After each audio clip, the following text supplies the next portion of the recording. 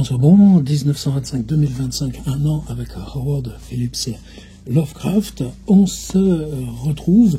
Moi, j'ai une contrainte. Tous les jours, on décrypte le journal.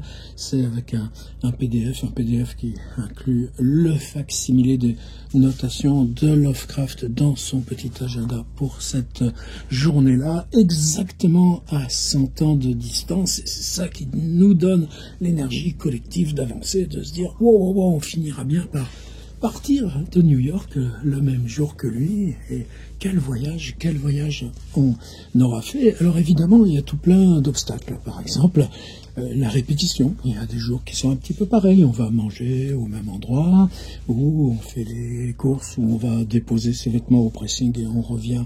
Et c'est un petit peu la même chose. On dit qu'on lit et qu'on écrit, mais on ne sait pas, il ne nous dit pas ni ce qu'il a lu, ni ce qu'il a écrit. Parfois, il nous dit quel film il a vu, parfois pas. Et nous, là, c'est parce qu'on explore ça aussi à tâtons. Peut-être que là même, moi, ce serait ça la découverte. Bien sûr, il ne nous dit pas tout, parce que soi-même, on pourrait rendre compte de façon exhaustive de sa vie et ses secrets, non. Mais c'est dans ces zones lacunaires, justement, que peut-être il y a cette principale matière dont nous, on peut se saisir parce qu'il s'agit du lire et de l'écrire.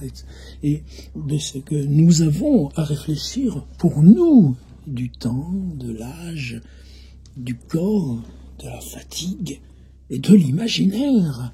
Et comment ça se répartit entre vie sociale, injonction de temps solitaire. Et là, j'étais parti une semaine, pour des contraintes qui n'ont rien à voir. J'avais emmené la caméra, j'avais emmené ce petit micro et ce petit magnéto.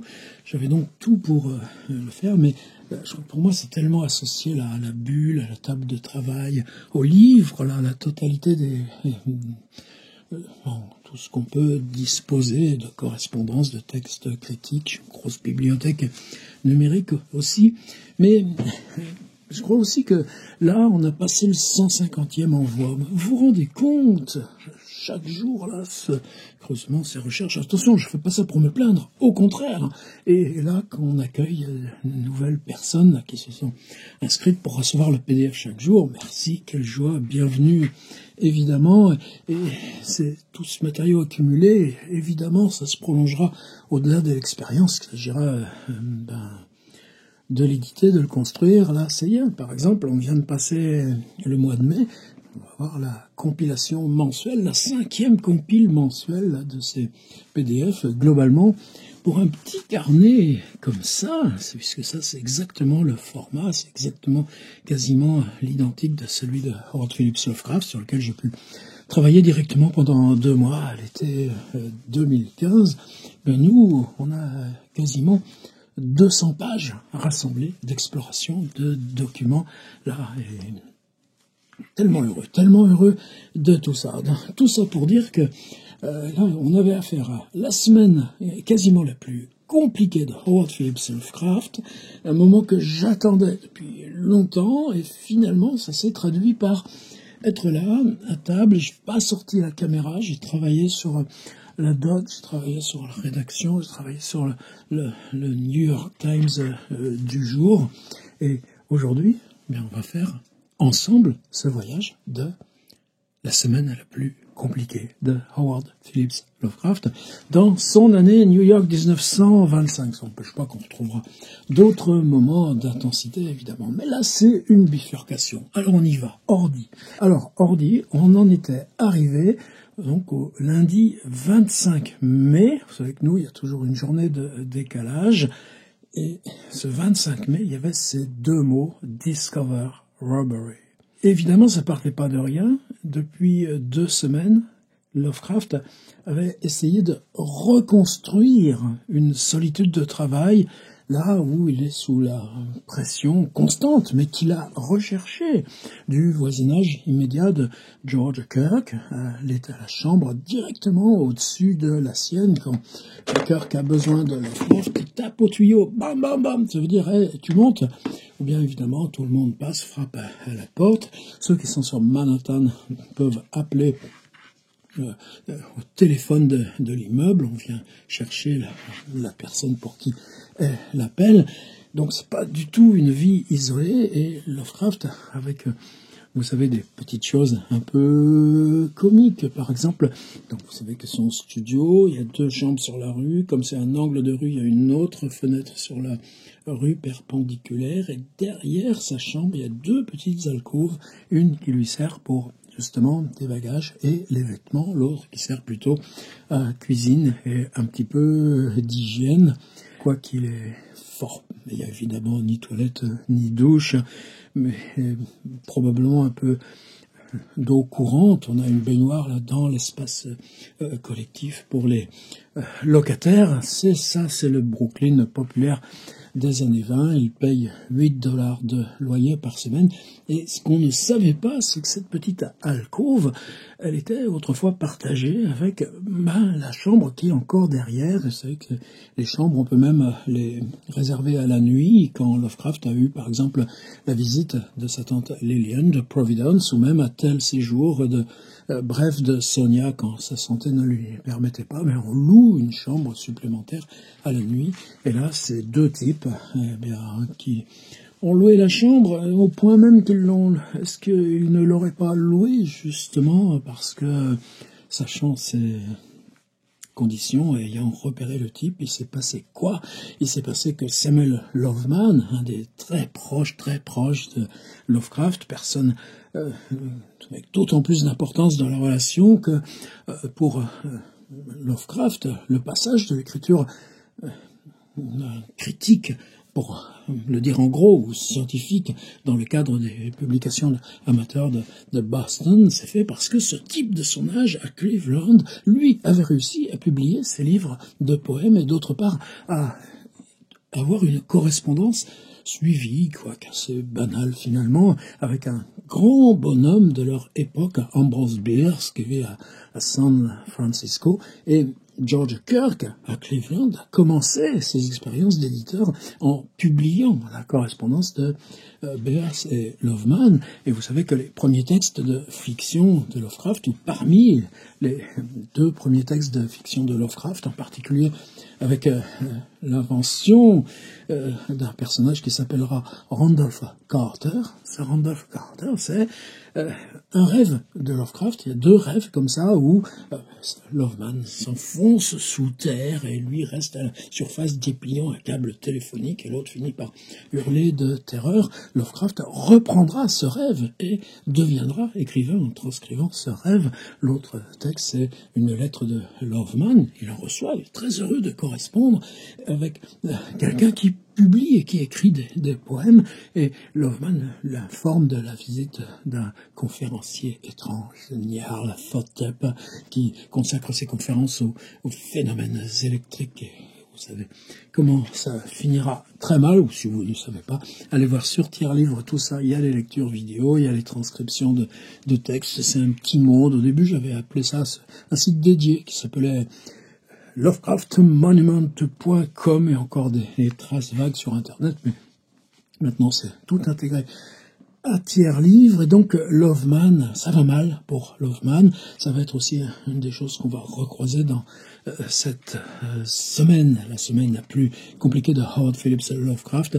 Il s'en tire pas avec son boulot, il s'en tire pas avec l'argent. Il va repartir à Cleveland, cette ville de l'Ohio, cette ville au toit plat que Lovecraft n'aime pas, qui symbolise pour lui cette Amérique dure, cette Amérique sans trace coloniale. Et Loveman, qui a dû déménager, on a stocké, on a pris un taxi, on a amené ses affaires, on se les a réparties dans la chambre de Kirk, dans l'alcôve de Lovecraft, parce que c'est pour ça que les types ont repéré qu'il y avait là un appareil radio. C'est volumineux, ça coûte $100. Le pauvre Loveman a payé 4 échéances, et il lui reste encore une échéance de $20 à payer sur cet appareil radio.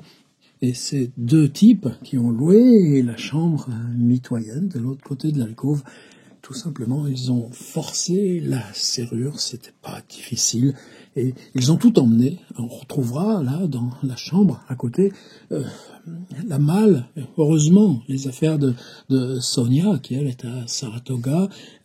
Là, on retrouvera ces affaires, ils ont ouvert, fouillé, il n'y avait rien qui les intéressait, mais par contre, ils ont embarqué les 3 costumes de Howard, dont son costume neuf, qu'il ne porte qu'aux occasions, et ses pantalons, c'est-à-dire qu'il n'a plus rien, il ne peut plus s'habiller. Et ils ont embarqué, non pas les éditions rares de Loveman, ouf, merci, mais son appareil radio, c'est ça, ce Robbery. Et pour Lovecraft, c'est d'autant plus étrange que nous, alors on découvre. Alors chaque fois, vous voyez, c'est ça aussi le principe de ce travail, c'est-à-dire qu'on ne peut pas reconstruire de façon scientifique, qu'est-ce que ça voudrait dire. Il n'y a pas de vidéosurveillance, c'est pas notre but, mais c'est comme si chaque petit pic, chaque petite cassure, chaque petite fissure révélait quelque chose de concret qui nous renvoie finalement. Question de lire, de l'écrire, de l'imaginaire, ou de la peur, ou du rapport aux autres. Discover Robbery. Lovecraft, il vit dans cette pièce qui lui sert de pièce à écrire, de pièce à lire, de pièce à réception.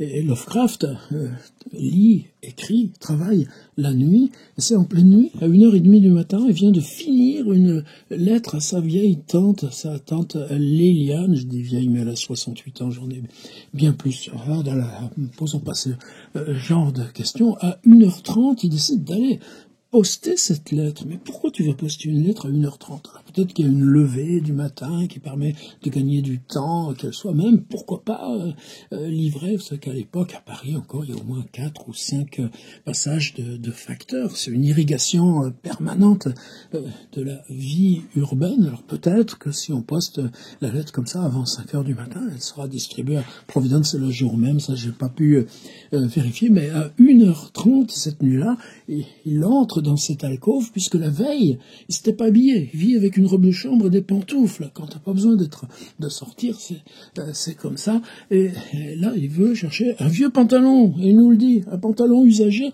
pour aller poster la lettre. Et là, il s'aperçoit que, il n'y a plus rien. Il n'y a plus rien. En fait, c'est le matin précédent, parce que il avait travaillé, lu, écrit jusqu'à 7h du matin. Ensuite, il dort jusqu'à minuit, 1h. Et c'est pendant qu'il est là, alors dans sa pièce principale, il y a une espèce de canapé, une place. Peut-être qu'on arrive à le déplier quand Sonia est là et que le couple marié cohabite dans le petit studio. Mais très souvent, il dort. Il y a une Morris chair sur une chaise, un fauteuil avec des accoudoirs, un appuie-tête, et c'est incliné. Et il pose les pieds sur un prie-dieu qui appartenait à sa mère, un souvenir de la grande maison familiale du temps de la gloire du grand-père. Alors est-ce qu'il a dormi là dans sa Morris chair, ou quelquefois c'est simplement on se moque de lui et ses copains ou Sonia, parce que de temps en temps Lovecraft il est en train là de travailler à sa table, il met la tête sur le paume là, il se tient le coude et voilà, c'est comme ça que Lovecraft dort. Par contre, quand c'est du sommeil 7h, 13h, là, je pense qu'il s'était mis allongé, tout simplement sur son canapé, et il n'a rien entendu. Il n'a rien entendu, alors qu'en pleine matinée, ces types ont déménagé tout ce qu'il y avait dans l'alcôve, et tout simplement sont partis sans payer. La propriétaire, Madame Burns, qu'on va recroiser aujourd'hui encore. Et évidemment, est-ce qu'ils avaient rempli, comme dans les hôtels, une petite fiche avec le nom, l'adresse ou les papiers d'identité? Certainement pas. Alors, on en était là. Discover Robbery. Et nous, là, il faudrait qu'on se rende une pleine semaine, du mardi 26, au lundi 1er juin. Et là, je suis même, ce matin, heureusement, il était très court, presque rien. Levé à midi, lu, écrit. Et puis, en fin d'après-midi, rest a bit at night, c'est-à-dire qu'il est tellement décalé que on lutte contre ce décalage, le corps proteste, et là, simplement levé à midi, mais au crépuscule, là, vers 7h, 8h du soir, ça y est, on se rendort un petit moment et il se réveille. Alors, imaginez Lovecraft. Alors, vous voyez, je suis déjà là dans le point d'arrivée. Imaginez Lovecraft, il est quelle heure? Je suis où? Pourquoi il fait nuit? Il est 23 heures. Hein, depuis quand je dors? Qu'est-ce que je fais ici? Et comme il est 23 heures et qu'il se réveille après 2-3 heures de mauvais sommeil, là, enfin, depuis la fin d'après-midi, eh bien, on se relève et on écrit. C'est ça qui pour nous va être le plus fascinant de ce qu'on malaxe. Alors, comment on va passer de là à là? Ben, allons-y, on va se prendre un par un les petits PDF. On verra aussi éventuellement, là c'est le travail de chaque jour, le New York Times. Alors New York Times, là on est mercredi 27 mai 1925.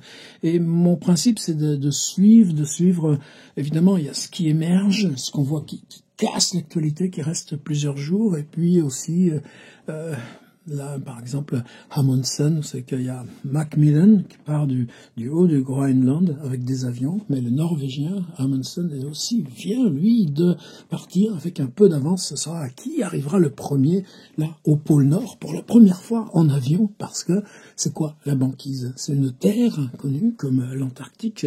Il y a quoi dans ces zones? Et Amundsen est parti. Maintenant, on n'a plus de nouvelles, donc on va voir comme ça des sortes de feuilleton, et puis bien évidemment on a à chaque fois l'intelligence de ces journalistes qui font des petits carrés comme ça qui nous déportent sur ces petites singularités. Ces singularités, qu'est-ce qu'elles nous enseignent aussi sur notre rapport aujourd'hui au monde, la radio, l'image et la vie urbaine, les transports, les accidents, toutes ces petites choses, mais qui sont finalement tellement plus intéressantes pour ce qui nous concerne que la prohibition. Et même la publicité, les graphismes, tout ça, c'est ce qu'on examine. Alors allons-y pour ce PDF allons-y pour ce premier PDF, en 3, 6 et de 8 à voir, mais ça fait rien, on va faire une petite balade. Ça, c'était donc celui du mardi 26 mai. Alors, le 26 mai, toujours évidemment, ce fac-similé qu'on vient de voir. Et pour une fois, Lovecraft, dans la lettre à sa tante, la lettre à Lillian Clark, là, oui, qui compte les 5 derniers jours, cette lettre, on en dispose. Et dans cette lettre à Lillian, il donne, ce qui ne nous était pas arrivé depuis plus d'un mois, des nouvelles de son épouse, Sonia, qui était partie à Saratoga. Et à Saratoga, donc, on est au-dessus d'Albany. Mais c'est un petit peu comme Vichy, c'est une ville d'eau, de sources thermales. C'est qu'avec les problèmes gastriques, pulmonaires, cette santé vraiment mal en point de Sonia, qui l'a contrainte à laisser sa boutique de chapeaux dans laquelle elle a engouffré toutes ses économies à l'automne 1924. Ensuite, a trouvé ce travail à Cincinnati, dans l'Ohio, et là encore devoir renoncer à cause de sa santé. Comment elle se soigne, Sonia? Elle s'est embauchée dans la famille d'une dame qui est médecin, et qui est médecin justement à Saratoga, dans cette ville d'eau, mais qui doit faire garder ses enfants. Donc Sonia a été embauchée comme pour s'occuper des enfants, précepteur ou n'importe. Mais maintenant qu'elle a que le séjour commence, en fait, c'est la iconographie, vous cherchez Saratoga, des cartes postales de 1925, ben voilà, le lieu thermal, comme Simenon, Maigret, Vichy, la dame qui sert les verres d'eau, les gens en belle tenue. Et pour moi, cette recherche iconographique, c'est aussi ce qui change, ce qui nous permet de passer à travers les mots. Non, les mots sont des univers complets lorsqu'il s'agit de Lovecraft, Marcel Proust ou d'autres. Mais cet univers complet que sont les mots, même les mots les plus lacunaires, le disposer là, dans une fresque différente, on comprend peut-être mieux justement ces univers que sont chacun des mots. Alors qu'est-ce qu'il nous dit de Sonia? Sonia est ravie d'avoir de vos nouvelles. Elle tient bon à Saratoga Et bien que sa petite entreprise de chapeaux n'ait pas été couronnée de succès, elle est toujours à l'affût de meilleures ouvertures, dont une à Boston, chez Fillens, ce qui pourrait justifier un voyage de repérage là-bas le mois prochain par le Boston et Albany pour un entretien préliminaire. C'est-à-dire que, alors Fillens, c'est là encore un grand magasin, comme Printemps, Brise Unique, Galerie Lafayette, ou ce que vous voulez. C'est ça son monde, et dans ce cas-là, elle peut être responsable des achats ou responsable de la partie mode, et en particulier sa spécialité, c'est les chapeaux. Et Fillens, alors on s'aperçoit que c'est une institution bostonienne ultra forte, une entreprise familiale, et en cherchant Fillens, il y a une de la famille qui s'appelle Catherine Fillen, alors je pense que c'est la fille du directeur qui, elle, s'engage dans les métiers pour les femmes et faire que les femmes puissent avoir accès à plus de métiers, organise là des offres d'emploi. Alors, est-ce que c'est avec cette Catherine Phelan que Sonia a contact pour une embauche ou directement avec la chaîne de magasins? Ça, moi, je peux pas le dire. Mais ce qui est important, c'est que, on sait, Sonia cherche un emploi dans on dirait aujourd'hui, non, pas grande surface, on dit pas ça, mais un genre de, pensez à Zola, et comment Zola nous fabrique ces grands magasins de la fin 19e, il y a encore cette aura, ce prestige. Alors est-ce que Sonia, là, cherche à se faire embaucher à Boston? Pour elle, embaucher à Boston, ça voudrait dire aussi, en plus, que Lovecraft pourrait revenir à Providence. C'est juste 45 minutes de train. Lui, il ne demande que ça. Mais par contre, est-ce que ça marchera? Est-ce que ça marchera pas? Non, ça pour l'instant, on ne sait pas. Moi, je sais que ça marchera pas. Dans une lettre que je viens de recevoir, Sonia suggère que je noie le souvenir de mes pertes. Ça veut dire qu'il vient déjà aussi de raconter le cambriolage à Sonia et lui propose de venir la rejoindre à Saratoga au milieu du mois prochain pendant que ses employeurs seront absents. C'est-à-dire que la famille part en congé, en vacances, en voyage. Elle a le droit de recevoir son épouse, qui trouve bien aussi là, ce statut presque domestique là. Et lui dit, j'en pourrais en profiter pour rendre visite à ce bon vieux monsieur Hogg, un ami du journalisme amateur, qu'un vieux monsieur de 90 ans, on vient de lui rendre hommage, ils ont écrit chacun des oui, mais le voyage à Saratoga, c'est cher. Mais enfin, et puis, de toute façon, pareil, là aussi, Sonia, en fait, va revenir là, dans les 15 jours, mais on complète la fresque. Alors, évidemment, le déchiffrage du facsimilé. Mrs. B, c'est Madame Burns, la propriétaire. J'informe Madame Burns du vol. Et là encore, il y aura des réflexions très curieuses de Lovecraft, parce qu'il dit, il est à 1h30, mais ça sert à rien d'alerter tout le monde en pleine nuit. Donc il va attendre le matin. Qu'est-ce qu'il va faire en attendant? Il va écrire à Sonia, il va écrire à sa tante, il va écrire c'est-à-dire que la réalité ne peut être appréhendée, parce qu'il est choqué.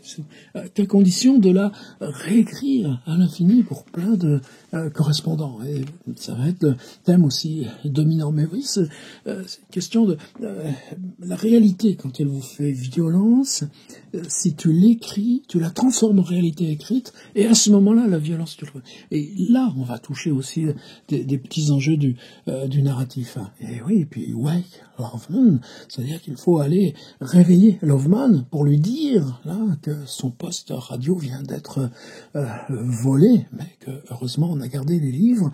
Madame Burns, elle, la propriétaire, a évidemment informé la police, et le détective, alors détective, faut pas se faire là des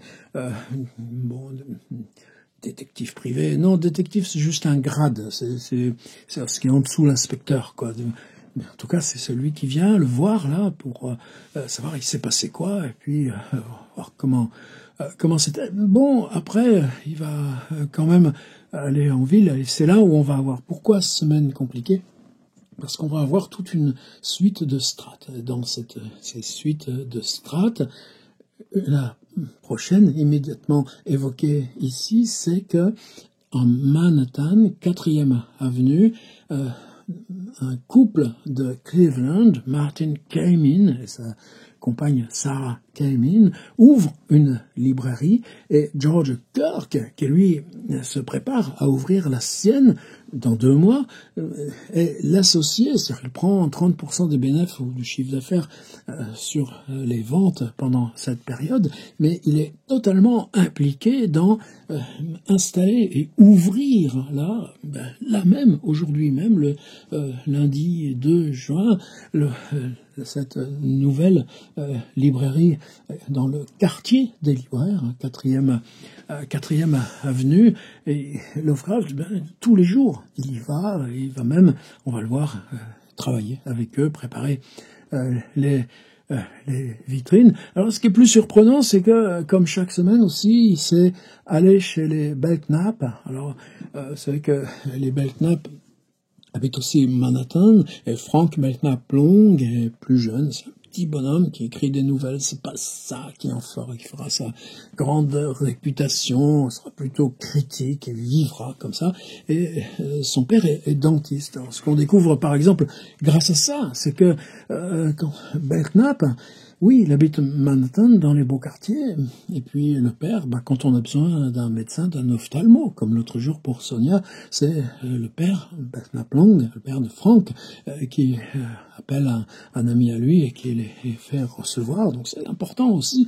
Mais commencer dans l'appartement, Belknap, il n'a pas de chambre. À 7 heures du matin, il doit quitter la pièce où il a dormi parce que c'est tout simplement la salle d'attente du dentiste. Et là encore, cette fresque commence à grandir. Et l'après-midi, alors t'es cambrié, etc. Mais on mange, là, chez les Belknap, une fois par semaine. Et en général, justement, le mardi, et discussion toujours, et on sait de quoi ils parlent, de leur lecture. Là, en ce moment, Lovecraft est en plein dans Conrad, et il doit la lecture de Conrad justement à Frank Belknap Lang, et ensuite il partira à la library, c'est-à-dire la grande bibliothèque de la 5e avenue, la Public Library, et il va lire un livre de Arthur Machen, grand là, du fantastique, mais ce livre, Shining Pyramid, vient juste de sortir, et donc on peut pas l'emprunter à la bibliothèque, il faut le lire sur place. Donc c'est comme ça aussi qu'on découvre que quand il passe chez le Belknap Long, son rituel ensuite, c'est de passer à la Public Library et de lire les nouveautés, ce qui lui permet d'avoir accès à ça sans les acheter. Et entre-temps, on est allé au cinéma. Alors, quelquefois, on sait les films, mais les Belknap Long, disons, là, qu'est-ce qu'il va nous dire? Il va nous dire, finalement, c'était bien d'aller au cinéma avec Frank et sa mère. Pourquoi? Parce que c'était pas terrible. Et donc, c'était une douce somnolence. Et cette douce somnolence, qu'est-ce que ça m'a fait du bien? Voilà pour le 26. Un autre marqueur dans le New York Times, Scopes, ce John Scopes est un enseignant à Dayton qui a osé évoquer la théorie de Darwin, la théorie de l'évolution de Darwin avec ses étudiants. Non, ça passe pas, c'est contradictoire avec la Bible. Et donc, il est mis en examen. Il sera jugé, ça va faire toute une histoire. Il va être jugé en juillet prochain, seulement dans 2 mois. Mais là, maintenant, l'affaire Scopes va revenir, il va y avoir des pétitions de scientifiques. Voilà, ce que j'appelle un marqueur. Il y a un petit article que j'avais évoqué, c'est peindre des animaux et des oiseaux. Ça marche bien avec la bourgeoisie. Des jolis chevreuils qui courent dans les collines du Wyoming, ou bien des oiseaux juste avec des plumages colorés. Donc ils sont quelques-uns à se partager le marché. Et voilà qu'il y en a 2 qui vont se bouffer le nez. Je te dis pas, non, c'est toi qui m'as volé. Non, c'est toi qui m'as volé. Il y en a un qui fait les animaux, mais c'est un petit peu angoissant avec des recherches de couleurs. Oui, moi je les dessine de façon plus précise. Oui, mais tu m'as pris. Bon, mais là encore, sur ces questions juridiques, par exemple du copyright en littérature, en cinéma, en musique, dans ces nouveaux contexte, ça c'est important. Alors comment il raconte à sa tante, oh quelle affaire, quelle affaire.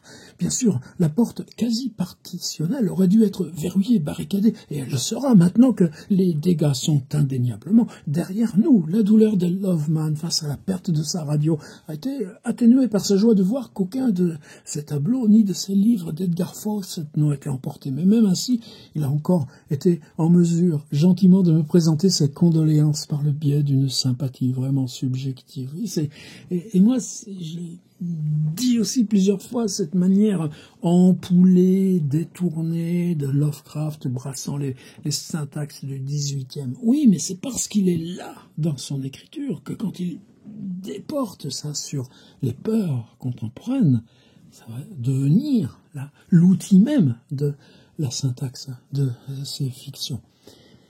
Il doit encore $20 pour l'achat tempérament d'un objet qu'il ne possède plus.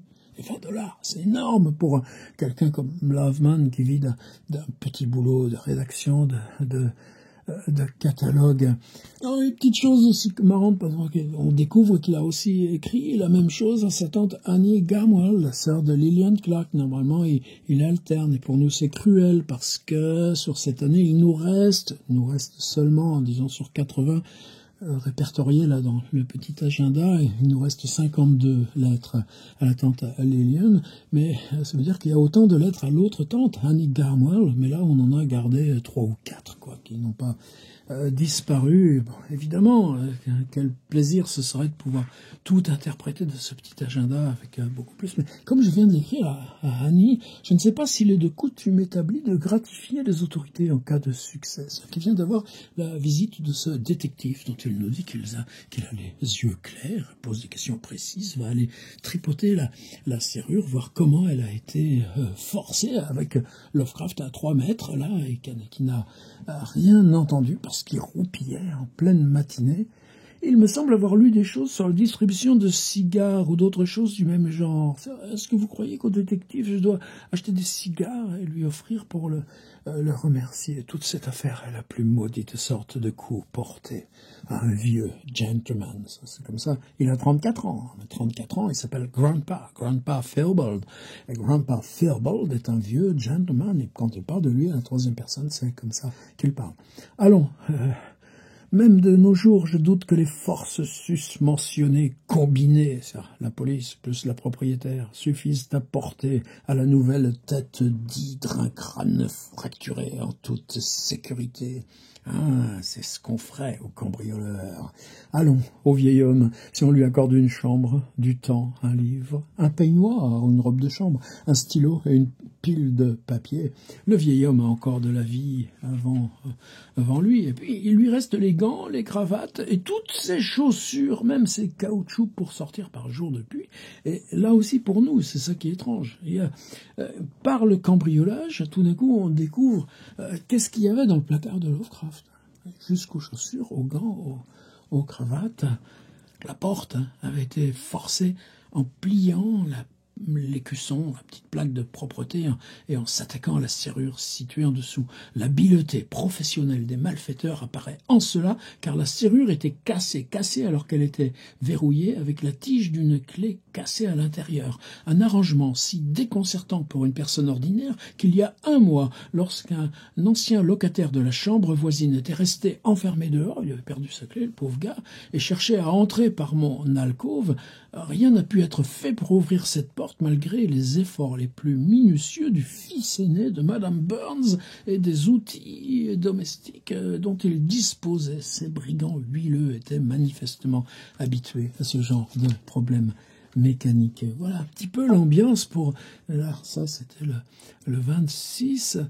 On va ouvrir le 27. Alors le 27, pour ce qui est du journal, on est là. Donc toujours ces petites pattes de mouche tout emmêlées ici que nous, il nous faut déchiffrer comme avec une sorte de microscope. Allons vite dans le PDF. Là, il envoie à sa tante, dans la lettre, un dessin de lui-même dépouillé, pauvre Lovecraft. Il n'a plus de pantalon, il lui reste sa canne, et un chapeau, et le voilà qui marche tout seul sur les trottoirs de Brooklyn avec une pancarte « I want my clothes, I want my clothes ». Mais juste au-dessus, il y a le prix des costumes, un costume qui vaut $35, un autre costume qui vaudrait $85, et pas possible pour lui de se les acheter. Évidemment, c'est un petit dessin bien connu, mais c'est aujourd'hui qu'il l'a fait c'est aujourd'hui que nous, on en fait notre une là, du petit bulletin. Shoulders and suitcase content found. C'est-à-dire que les types, ils ont récupéré les costumes, ils les ont empilés parce qu'il fallait qu'ils partent discrètement. Ils ont déjà le gros appareil de radio. La suitcase, donc c'est cette malle d'osier de Sonia où ils ont laissé les affaires.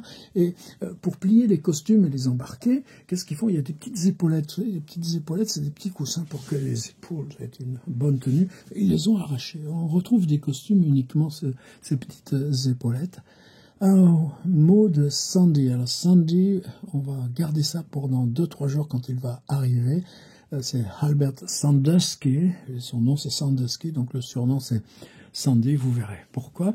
Et qui vient, il annonce sa venue à New York, donc ils vont se retrouver. C'est quelqu'un de Boston. Et là, on retourne chez les Belknap, toujours rest, write, read, home, write, stay. On passera encore la nuit à écrire.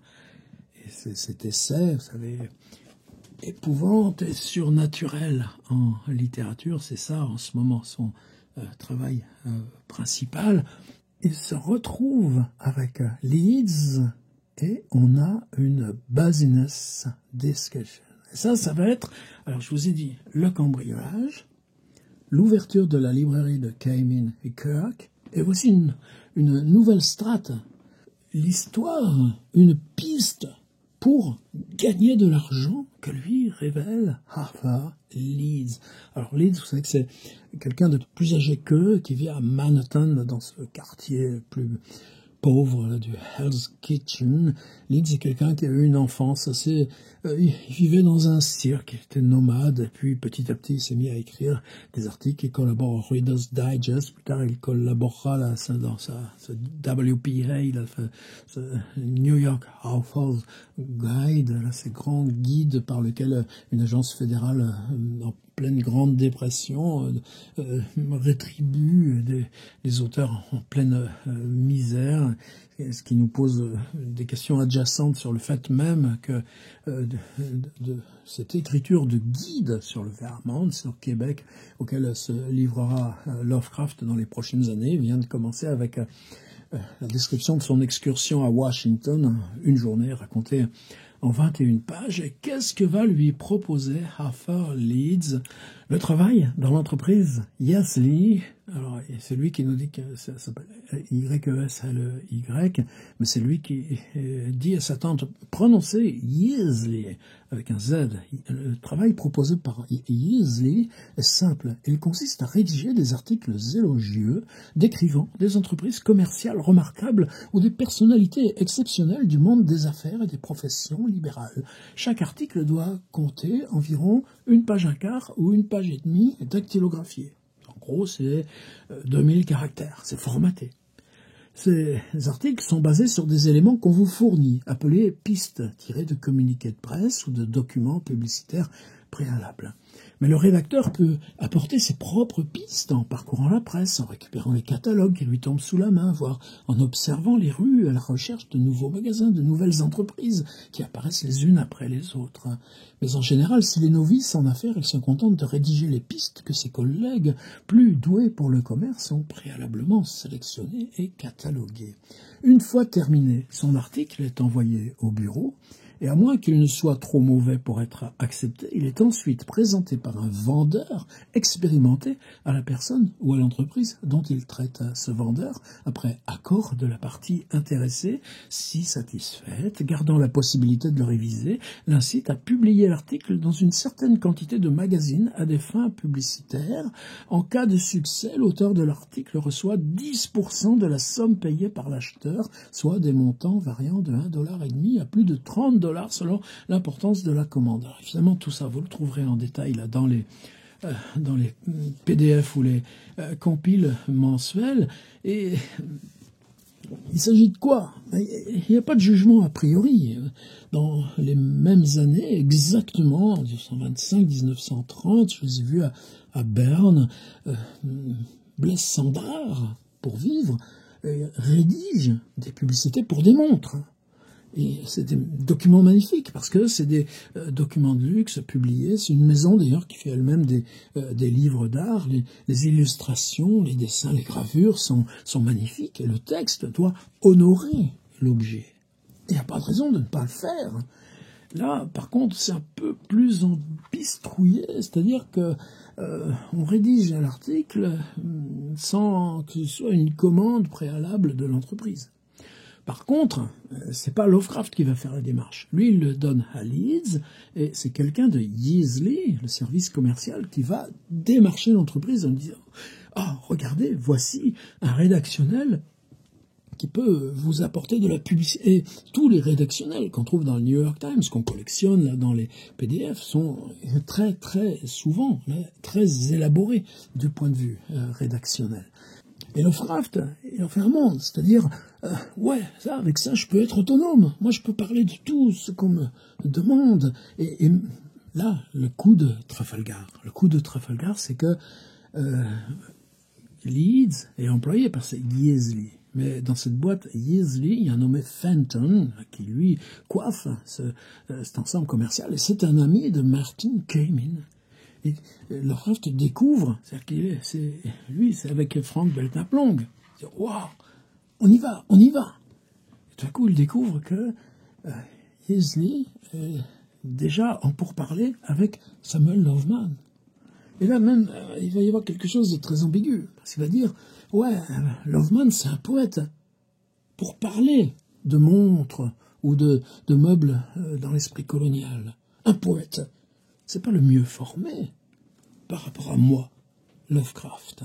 Et consolation aussitôt, Leeds, il lui dit, non, mais plus on a d'écrivains, tant mieux. Tiens, eux, ce qu'il leur faut, c'est beaucoup de rédactionnels. Après, tu payes Lovecraft ou Loveman uniquement en fonction de ce que tu auras vendu. Et ce qui est important pour nous, c'est l'expérience en elle-même. Alors les 5 textes qu'il va rédiger dans les semaines à venir, ça va être évidemment des plantages. Lovecraft, il n'est pas doué pour ça.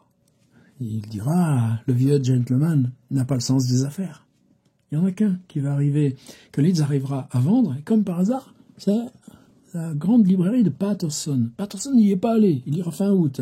C'est là où vit James Morton. Morton dirige un musée, alors peut-être que le musée est client de la librairie. Et eux, donc ils achèteront le document. Ils le valideront, mais est-ce qu'ils le publieront dans les journaux, même de Patterson? Eh non. Ce qui fait que Lovecraft, même avec un vendu sur les 5, ne touchera jamais rien. Mais là, quand il rêve, pourquoi aussi c'est important? Ce qu'il rêve, en fait, c'est télétravail. Qu'avec ce système, il peut rentrer à Providence et, depuis Providence, écrire ses articles. Il n'est plus forcé de rester à New York. Alors c'est évidemment ça pour moi qui était important à reproduire. Qu'est-ce que j'ai pris comme article dans New York Times? C'est une histoire de tout simplement de compte-rendu de championnat de tennis. Qu'est-ce que ça vient faire là? Bien que quelquefois, les joueuses, si elles ne sont pas mariées, on leur donne leur prénom. Theodora Zost de Brooklyn. Elle, évidemment, elle garde son prénom. Claire Castle de Westside Tennis Club garde son prénom. Gertrude Dwyer aussi.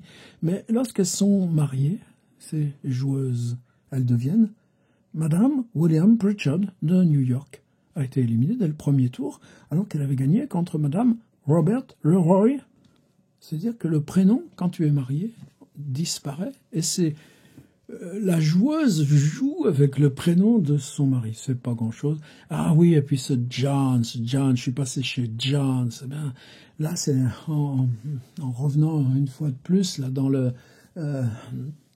fond numérique de la John Hay, là même où on a ces facsimilés du journal, il y a une petite carte qu'il joint à sa dans la lettre à sa tante Lillian une carte postale de promo du John's, ce petit restaurant Willoughby Street. C'est juste en bas de la Clinton Street, près du Borough Hall, près de la mairie. Et c'est juste ça, il y a un beau dessin en couleur, image d'Épinal. Lui, il dit « My favorite restaurant », d'abord parce que c'est pas cher, mais John's Spaghetti House. Le sous-titre, c'est French Rôtisserie, et on écrit en bon français « Table d'hôte et à la carte, any specialty of dishes, private rooms, etc. » Ce petit document, un plaisir à voir pour nous qui connaissons tout ce qui est des passages au John's. Le 28, ben c'est ça, wrote letters to Hall. Le Discover Robbery, 3 jours après, il est encore à écrire tous les gens qu'il connaît pour leur raconter. Et en particulier, là, j'ai pris une description. C'est qu'à chaque fois qu'on écrit à un autre, ça devient une création verbale, presque à la Joyce. Vous allez voir avec la lettre là à Maurice Mao, son ami de Wisconsin, Loveman qui passe. C'est-à-dire qu'on est à ce truc très curieux. C'est Loveman qui passe consoler Lovecraft du fait que Lovecraft a tellement de peine à ce qu'ait été volé le poste de radio de Loveman, ce qui n'empêchera pas là de prendre le temps de lire les journaux. Allons-y pour le PDF. Je vais essayer que ce soit pas trop répétitif tout ça. On est sur le 29.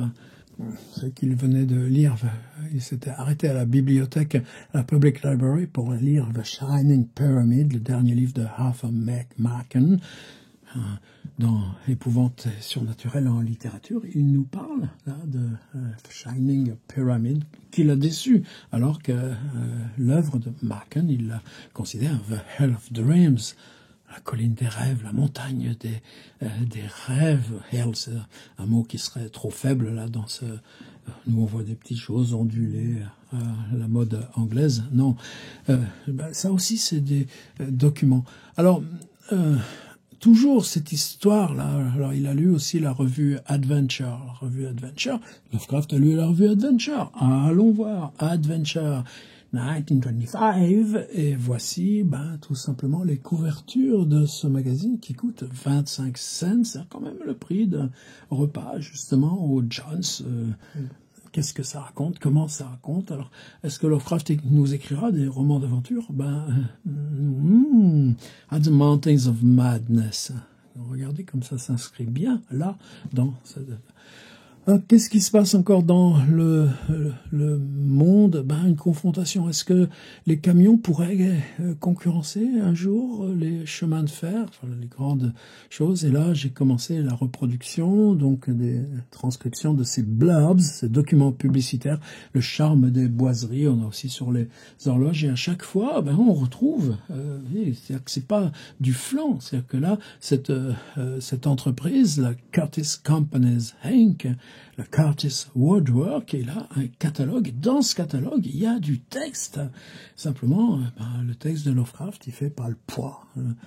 Curtis Woodwork englobe à la fois les unités structurelles habituelles, les artifices les plus astucieux, des meubles encastrés ou permanents, tels que les bibliothèques, les commodes, les buffets, les armoires. C'est du Lovecraft, ça? C'est du Lovecraft. Et simplement, dans ce contexte-là, ça passe pas l'entonnoir. J'ai sauté le 28, allons-y voir. Le 28, qu'est-ce qui se passe? Caroline du Nord, encore un accident de mine. Et là, c'est même une ville qui s'appelle Coal Glen, le pays du charbon, la montagne du charbon. Et là, ce qui est nouveau aussi, comme pour Floyd Collins, on l'avait vu en janvier-février, c'est que tout est documenté. Et les photos sont magnifiques. Est-ce qu'une photo magnifique, c'est lié à l'intensité d'un drame? Pas forcément, au contraire. Tu fais des belles photos parce que c'est un beau drame. Vous voyez, c'est ces ambiguïtés qu'on ouvre. Mais ce qu'on voit, là, c'est les visages, le désarroi de ces frères mineurs là, qui remontent de l'endroit où 71 des leurs ont été enterrés vivants. Il y a tellement de poussière de ce côte grisou qu'on a aperçu leur forme au loin et on n'a pas pu les rejoindre. Et tout ce monde-là va attendre. Il y aura plus de 50 morts. Et là, les visages de ces mineurs, c'est parce qu'ils remontent leurs copains morts.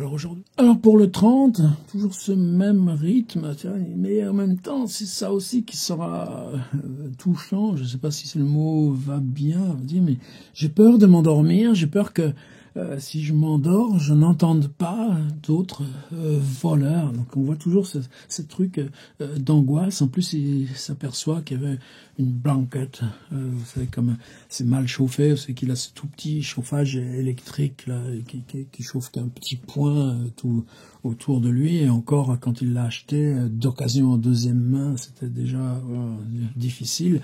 Oui, mais là, t'es en plein mois de mai. Il fait chaud. Donc, qu'est-ce qu'il avait mis dans l'alcôve?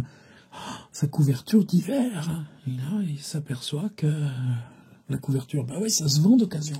La couverture a disparu aussi. C'est comme si le cambriolage continuait.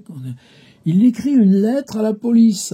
Croyez bien que, avec des gens comme Yoshi Schultz et David Schultz et d'autres, si cette lettre à la police, on avait pu la retrouver dans les archives de du NYPD, dans les archives de la police de New York, on l'aurait exhumé, cette lettre. Peut-être qu'un jour, quelqu'un là, dans les archives du NYPD, dira, wow, une lettre de Lovecraft. Comment il parle, Lovecraft, quand il décrit à la police qu'après quelques jours, qu'en plus, il vient de découvrir qu'en plus de tout ce qu'il a subi, eh ben, c'est aussi sa couverture qui a disparu. Donc, tout ce qu'il y a de terrifique dans cette ville. Et là, aujourd'hui, j'ai plutôt mis l'accent sur cette deuxième strate. Cette deuxième strate, c'était évidemment encore l'ouverture de cette librairie Kirk. Et j'ai repris comment Kirk en parle à sa fiancée Lucille. C'est que dans 2 ans, et ça y est, il aura réussi, il aura ouvert cette librairie, il pourra se marier, et Lucille viendra vivre à New York. Donc elle s'appelle Dvorak, comme le compositeur tchèque. Elle deviendra Clara Dvorak, non, Lucille, Clara c'est la fille. Lucille Dvorak Kirk. J'ai travaillé de 8h ce matin à 10h ce soir. C'est le moins qu'on puisse dire fatigué. Je pense à toi, néanmoins. Sweet Love, presque continuellement. Et je fais le vieux ronchon acerbe avec mes amis. S'ils essayent de me faire parler. Ça, c'est un petit peu comique parce que Lovecraft nous raconte à chaque fois, ouais, je fais le ronchon et je réponds pas. Comme ça, il me fiche la paix, je peux travailler. Ouais, mais Kirk fait la même chose. Tout le monde est très soulagé, en fait, de se voir un petit peu moins.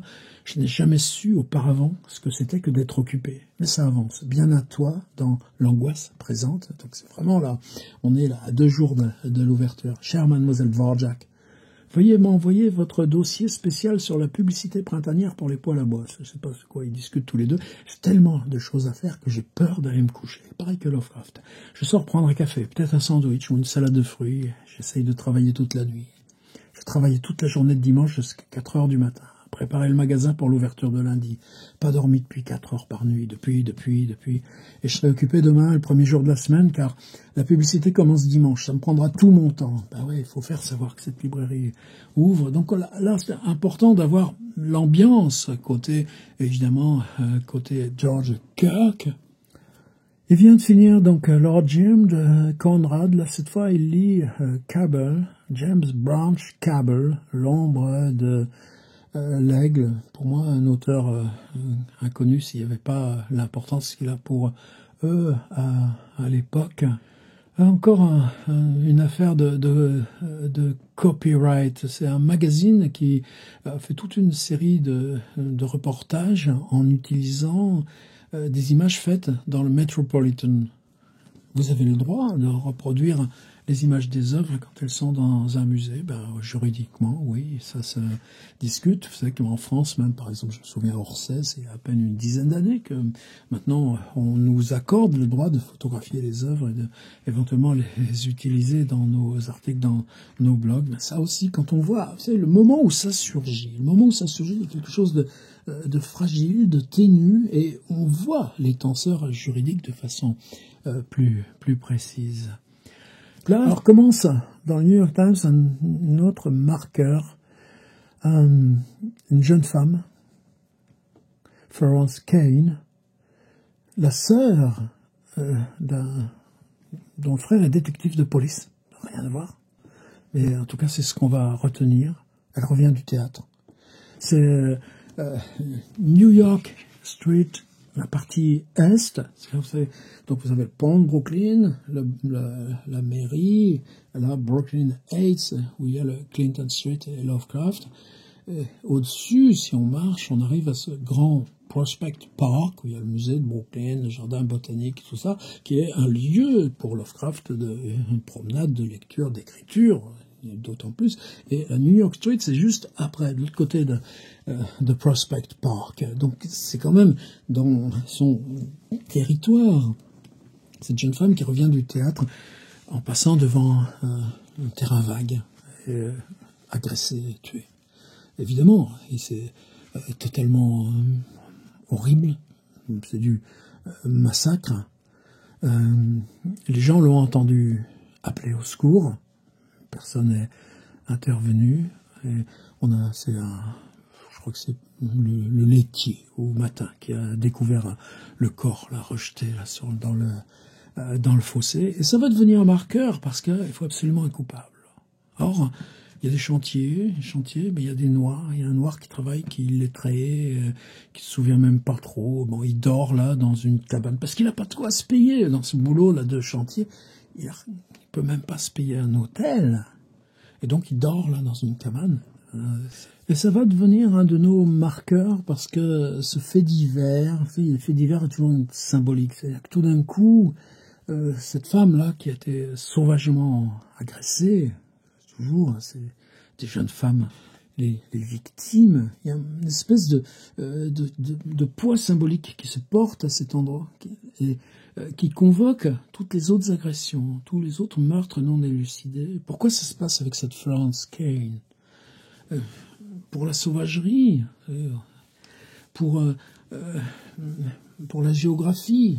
Revenir seul du théâtre, là, passant devant, mais à quelques mètres de son propre domicile, il y a ce terrain vague, et tout d'un coup, et c'est atroce, mais indépendamment de l'enquête, il va y avoir la fabrique du coupable.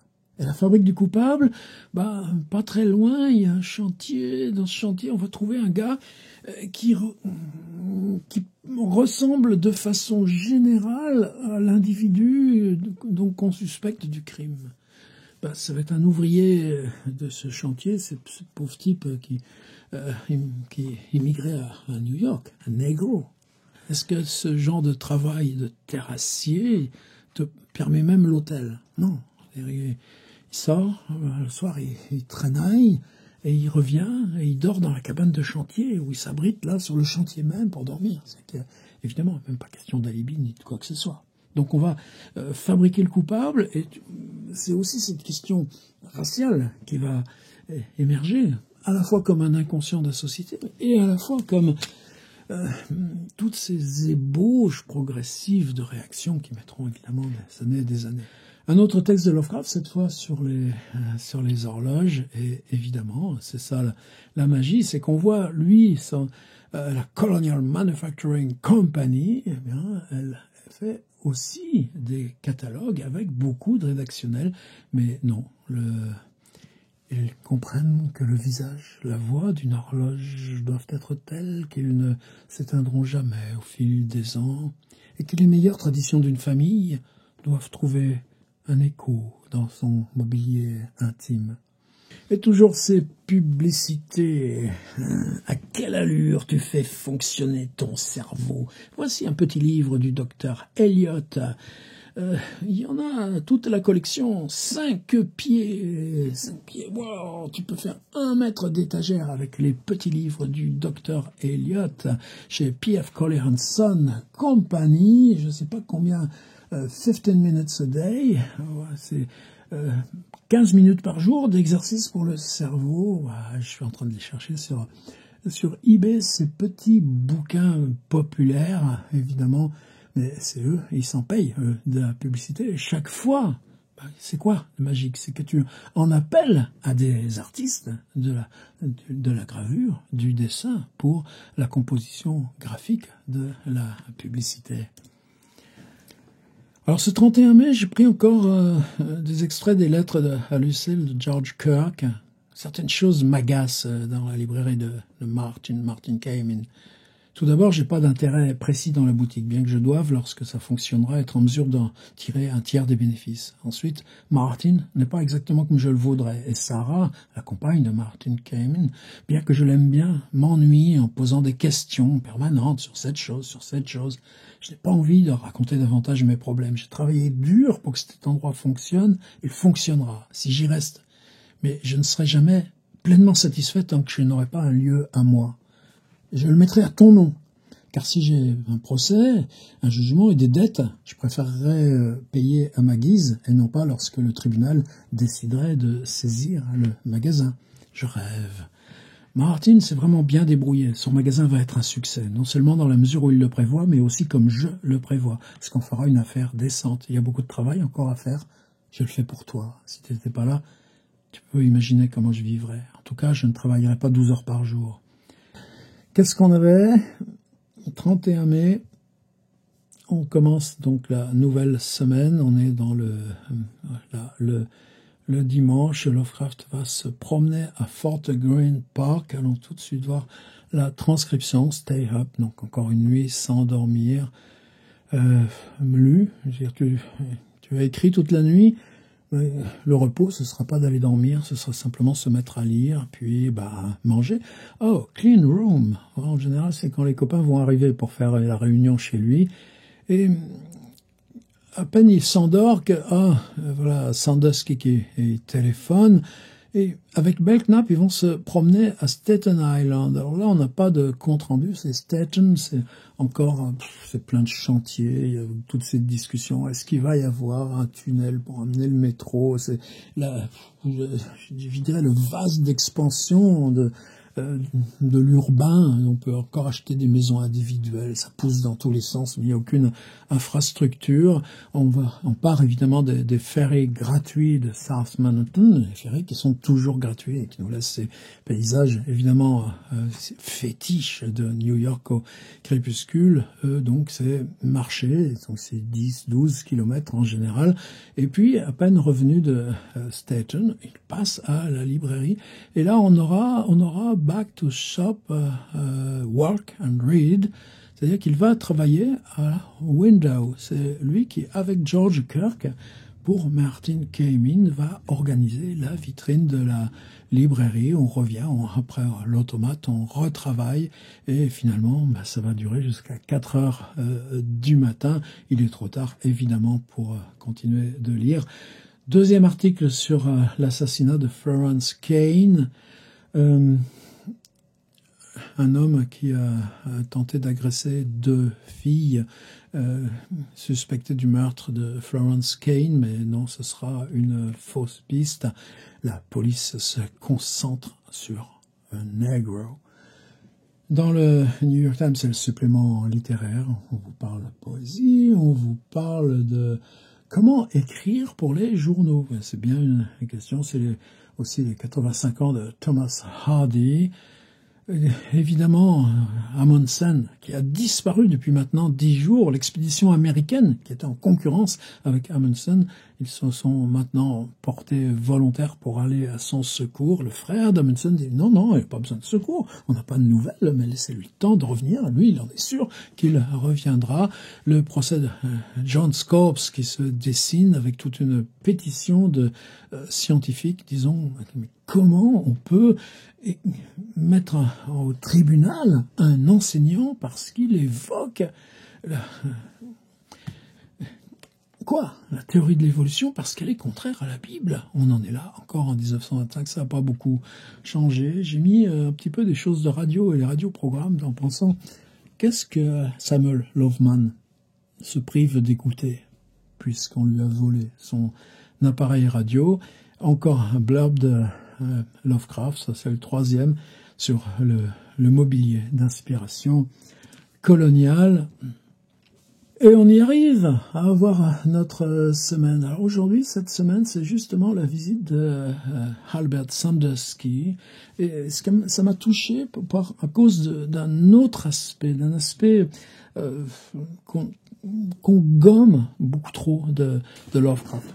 La grande biographie de Yoshi I Am Providence, alors en 2 tomes, il y a une version française. Elle est aussi surtout en version numérique, c'est pour ça que la mienne est si peu abîmée, je vais dire. Évidemment, c'est symbolique, je la garde toujours au-dessus de ma tête, ça fait 10 ans. Mais c'est autre chose. Là, c'est dans l'ordinateur qu'on farfouille, parce que n'importe quelle recherche d'occurrence, allez-y, vous cherchez Sandusky. Et on se retrouve en 1915. On se retrouve 10 ans plus tôt dans une lettre de Lovecraft, un type qui s'appelle Dan. Et ça, merci évidemment à Ski aussi. Là, Lovecraft est responsable donc de ces journaux amateurs à Boston qui s'appellent The Conservative. On a évidemment, là, moi je les ai en CD-ROM, merci Hippocampus Press, la totalité des articles écrits pour le Conservative. Et c'est là où apparaît Sandusky. Alors Sandusky, il est imprimeur, typographe, à Boston.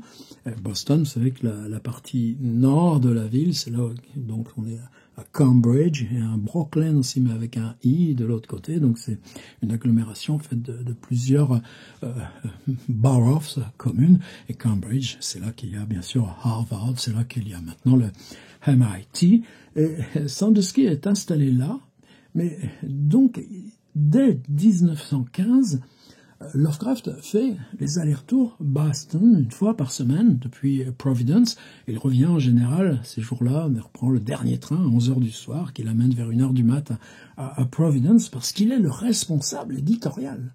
Et en tant que responsable éditorial, il va travailler avec Sandusky à la rénovation typographique de sa Conservative. Il parle d'un imprimeur stupide qui le fait payer trop cher et que de sa rencontre avec Sandusky. Et on découvre aussi, que non seulement il se rend à Boston parce qu'il assume la direction éditoriale du Conservative, mais qu'à Providence, il y a un petit journal, lui, de format plus réduit. Souvent, c'est aujourd'hui, c'est une histoire racontée par un tel, c'est le Providence Amateur, qu'il va aussi confier à Sandusky. Alors le travail typo, ça va être, par exemple, est-ce qu'on le met en 2 colonnes ou en une seule? Et là, ça va être le boulot là de Sandusky. Et puis, évidemment, les questions d'imprimerie et les questions de délai. C'est-à-dire qu'on s'aperçoit que Lovecraft, c'est quoi?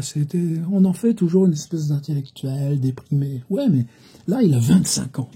Il a 25 ans, il est donc à Providence, mais en ayant la responsabilité. Comment ça se fait que à la fin 1924 ou début 24 plutôt, Han Badger, le fondateur de Weird Tales, propose à Lovecraft d'être le rédac-chef. Et oui, mais c'est parce que ce boulot, depuis qu'il a 25 ans, il sait le faire. Les corrections, les épreuves, solliciter des articles, travailler avec le typographe à la compo, les titres, les sous-titres, la mise en page, et puis ensuite suivre l'impression, aller voir Sandusky à l'imprimerie, et ensuite il y a encore se faire livrer les colis. Là par exemple, c'est le numéro de juin, mais on est le 10 juin et le colis n'est pas arrivé. S'il arrive que le 25, ça sert à quoi? Il vaudrait mieux le mettre juillet que juin. C'est ça les grands problèmes, c'est des problèmes matériels, mais ça, cette vie matérielle, c'est son job à Lovecraft, et ça fait partie de lui, même si c'est une espèce de peau dont il se dépouille petit à petit à mesure qu'il s'enfonce là dans cet imaginaire, cette fiction, mais il écrit ces fictions toujours dans ce concret de la publication qui est son savoir acquis. Et qui fait les envois aux abonnés? C'est lui, Lovecraft. Et là, ce Sandusky vient une journée à New York. Alors, de quoi il parle, j'en sais rien. Est-ce que c'est simplement parce que Sandusky a des affaires à traiter à New York et que donc, 10 ans de boulot commun avec Lovecraft, ils sont contents de se voir? Ça fait aucun doute. Il l'appelle Sandy. Mais peut-être tout simplement parce que là, il y a aussi, au mois de juillet, le journal annuel de United Amateur qui va apparaître. Et il est plus que probable que Lovecraft, je n'ai pas été vérifié encore. Merci Yoshi, on va y voir ensemble. On est 125 passés là maintenant à bosser ensemble sur ces questions-là. Mais est-ce qu'il s'agit pour Sandusky de dire, bon, le United Amateur de l'année, d'accord, vous êtes à New York, mais pourquoi on l'imprimerait pas depuis Boston? Alors peut-être qu'ils sont tout simplement en affaires là sur ça. Alors peut-être qu'ils sont tout simplement en affaires là sur cette publication. Je collectionne toujours les publicités Waterman puisque vous savez que c'est le stylo fétiche de Lovecraft. Et là encore, vous voyez le rédactionnel. Quel dommage, Lovecraft n'a pas pensé à dire, tiens, si je rédigeais un rédactionnel que Leeds pourrait proposer à Watermans. Là, il parle simplement de cette librairie dans laquelle il n'a jamais mis les pieds. Alors, il y a encore des petites recherches. C'est une librairie à Paterson, donc là, je pense que c'est par James Morton qui fait cette tentative. Les rares salons de librairie européens comme celui de Pergolon, près de la Sorbonne, à Paris. Et j'ai cherché, j'ai rien trouvé qui serait dans les années 20, à Paris, près de la Sorbonne, un salon librairie qui s'appellerait Pergolon. Est-ce qu'il y a une confusion et que c'est le mot pergola qui l'a induit en erreur? En tout cas, chaque piste nous en donne une autre comme ça, et ce qu'il décrit, en gros, c'est dire pourquoi ça le fascine. Ces demoiselles Maudman qui, à Paterson, font de leur librairie un lieu d'accueil, un lieu de vie. C'est parce qu'ils savent exactement ce qu'ils sont en train de vivre avec George Kirk et les Cayman. Voilà, cette semaine compliquée, toutes ces strates, et on continue.